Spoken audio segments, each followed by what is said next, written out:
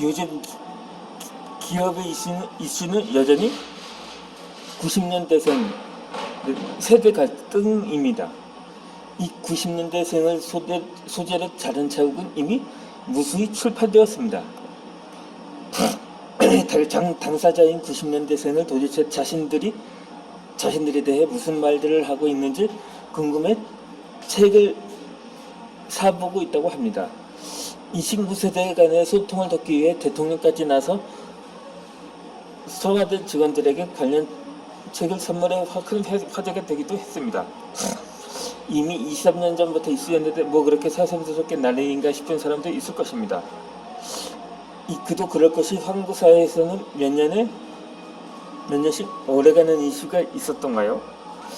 전 세계에서 한국만큼 빠르게 변하는 나라가 없고 이슈마저 마찬가지로 빠르게 변하고 있지 않습니까? 이렇게 세대 갈등이 오랫동안 중요한 이슈로 남은 이유는 그것이 더욱 심각해지고 있기 때문입니다.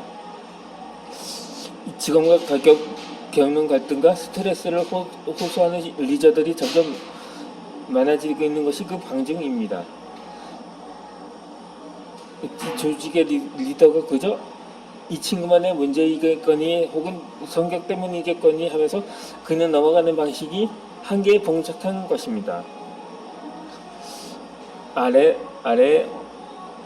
한 지금 90년대이라는 지인이 털어놓은 고민을 소개하고자 합니다.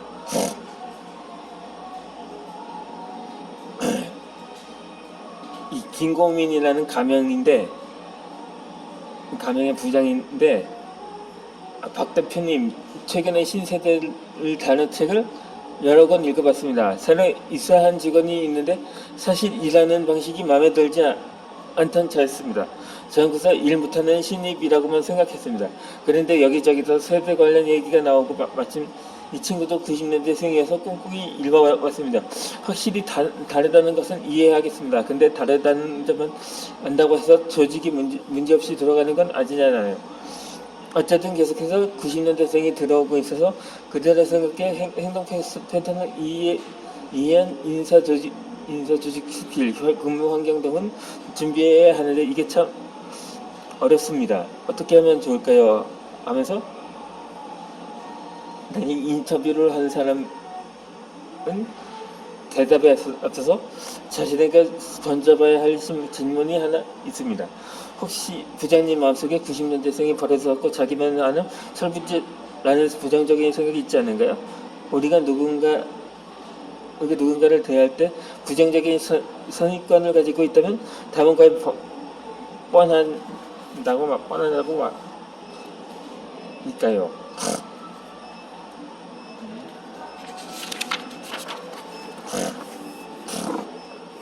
그러면 이렇게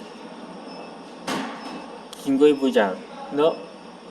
부장은 이 답하기를 저는 사실 결론을 내린 상태이긴 합니다. 그러자 당시 인터뷰를 하는 사람은 충분히 이해합니다. 너무나 많은 분들이 선입견을 가지고 계십니다. 결론은 이미 낸 채 적당한 선에서 업무를 주고받는다는 전략을 갖고 있더라고요. 물론 그 중에 똑똑하고 태도 좋은 친구가 있으면 그쪽에 일을 많이 주고요. 맞죠? 이렇게 김건희 의원은 부끄럽긴 하지만 맞습니다. 성과가 나오려면 KW가 맞아야 되는 거잖아요. 살짝 또 인터뷰 하는 사람은 부장님 기자 말씀에 좀 복잡하게 함께 답해 보겠습니다. 한 방에 명쾌한 답을 내리는 것은 저도 쉽지 않습니다. 인간의 사고 메커니즘이 원시 시대부터 바뀐 적이 없다는 어느 뇌과학자의 연구가 있습니다. 인류가 연약했던 시절에는 생존 자체가 가장 시급한 문제였습니다. 풀숲이 죽으면 움직여도 무섭고 빛이 없는 밤은 두려운 그 자체였습니다. 강한 육식동물을 피해 다녀야 했죠. 불확실성이 너무 많은 상황에서 나는 점점 확신을 찾아 지금까지 진화해왔다고 합니다. 확실한 행동에 대한 욕구가 행동의 절반을 지배한다는 것이죠. 생존 자체의 욕구가 많이 해결된 지금은 날 표현하고 정림하고 싶은 욕구가 강한 게 사실입니다. 사실 90년생이 가진 근본적인 욕구가 우리와 뭐가 다를까요? 달라진 것이었으면 자신의 욕구와 감정을 더 많이 솔직하게 표현하며 산다는 것뿐입니다. 자기의 생각을 계속 표현하다 보니 자기중심적이다, 이기적이다 하는 말이 나오기 쉽죠. 그리고 사회는 점차 자기 몫을 찾으라고 부동한 것에 문제를 제기하라고 말합니다. 90년대생은 이런 분위기 속에서 학창시절을 보냈고 사회에 진출하기 시작한 것입니다. 자신의 욕구를 표현하는 것을 버릇없는 이기적인 행동이라고 말하면 그들도 역시 억울해야 합니다. 우리는 어땠습니까? 그들이 느끼는 감정을 우리도 동일하게 지니고 있었습니다. 문제는 이런 표현을 하지 못하도록 마약은 사회적 분위기적 통제하고 억압하던 분위기였죠. 유교적인 정통도 한몫했습니다. 우리도 표현하고 싶었다는 것은 마찬가지였습니다. 세월이 흘러 지금 시대는 자꾸 표현하라고 합니다. 부당한 대우를 신고하라고 합니다. 기성세대 리더가 지금 해야 할 일은 역시 우리 신세대 부하 직원을 오해하고 있는 건 아닌지 점검해 봐야 하는 것입니다. 이렇게 해서 인터뷰를 마쳤는데, 요즘 조직은 유연성을 높이기 위해서 되게 팀제를 운영을 한다고 합니다. 안 그래도 적은 인원에서 한두 명을 이런저런 이유로 포기하면 리더는 스스로 짐을 떠안게 됩니다. 수백 명, 수천 명 조직에서 한두 명은 큰 부담이 아니지만 작은 조직에는 저는 잘한 이야기가 되는 거죠. 그 팀에 막 합류한 신세대 신입 직원은 인터넷에서 대충 훑어보고 다 이해할 수는 없습니다. 한평생 같이 산 배우자도 입버릇처럼 도저히 이해가 안 된다고 하지 않습니까? 물론 푸념으로 내뱉은 말이지만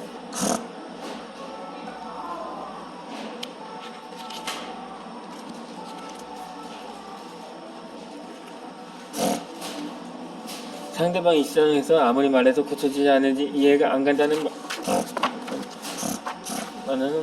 말도 있습니다. 서로 이해하고 노력조차 하지 않으면 결국 당사자들은 평행선처럼 영영 만나지 못하는 사이가 되는 것입니다. 그렇게 조직에 새로 합류한 신세대에게 해보지 않는 것은 어렵고 가보지 않은 길은 두렵다는 진부한 조건을 늘어놓기는 스스로 먼저 공부해야 합니다. 이렇게 수양착오가 있겠지만 포기하지 말고 인내심을 장착해야 합니다. 이런 의미에서 미국과 일본에서 90년대생을 비롯한 밀레니엄 세대인, 그러니까 1980년에서 2000년대 초 태생들을 분석한 내용은 공부에 첨가될 것입니다. 먼저 미국의 테드 명강사인 사이넥이 발표한 밀레니엄 세대가 성장한 환경과 특징을 정리하고 나름 한두 평을 담아봤습니다. 한국의 90년대생에게도 충분히 그대로 적용될 수가 있는 내용들입니다. 이 실패한 양육 전략 중에서는 자녀가 기죽지 않도록 항상 자녀에게 너희들은 특별한, 너희들이 원하는 건 무엇인지 줄 수 있으려며 근거 없는 자신감만 불어넣습니다. 이 부모가 학교 성적에 깊숙이 강요하고 학교는 상을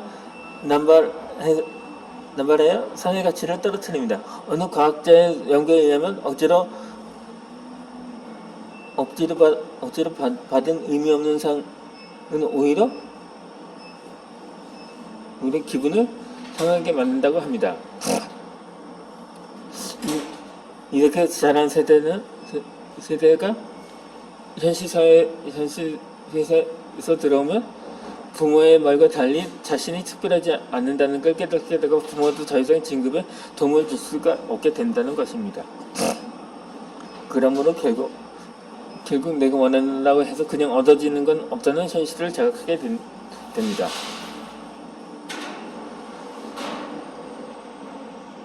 그렇기에 자존감만 떨어지는 피곤한 현실 세계에 온 것을 환영한다는 말도 있습니다.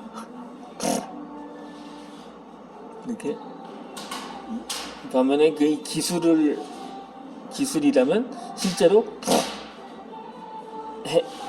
해답이 없고 우울한 삶을 살지만 SNS 세상 모두 긍정적이기 기분이 좋아 보입니다.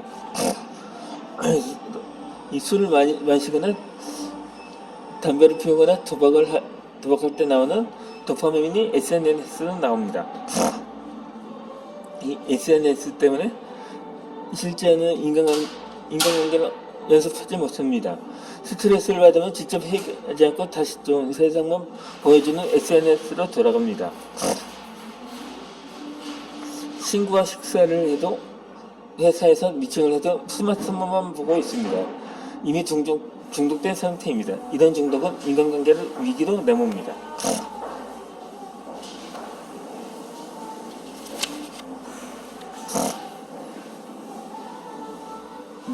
모든 족장이 제일 어렵습니다. 룰을 만들어야 하지 않을까요? 또 조급함이 있습니다. 즉각적인 만족감을 추구하는데 그만큼 내가 원하는 것을 즉각적으로 얻을 수 없는 사회 구조 속에 살고 있기 때문입니다. 디바이스를 통해서 원하는 것을 즉각 구매하고 원하는 드라마 시리즈를 보고 게다가 기다릴 필요 없이 원하는 부분만 찾아볼 수가 있습니다. 이 직업 만족도라든가 인간관계의 견고함처럼 느리고 힘든 과정을 거쳐야 하는 것에 특히 약합니다. 똑똑하고 성실하다는 평을 받는 한 친구가 입사한 지 8개월 만에 자신은 회사에서 목소리를 내지 못한다며 퇴직을 고민합니다. 한마디로 신세대는 직업이나 관계에서 진정한 즐거움이나 성취감을 느끼지 못한다는 것입니다.